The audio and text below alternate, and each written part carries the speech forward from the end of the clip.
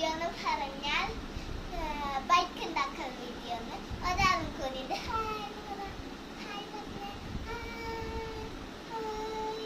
Okay. നമ്മളിപ്പോ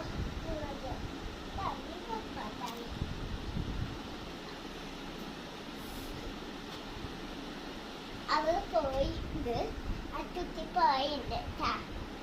അപ്പൊ നമുക്ക് ബൈക്കിന്റെ വീഡിയോ ചെയ്യാം. ഓക്കെ, ക്യാമറ ഇവിടെ ഫിറ്റ് ചെയ്തിട്ട് ഓക്കെ ഫിറ്റ് ചെയ്തു.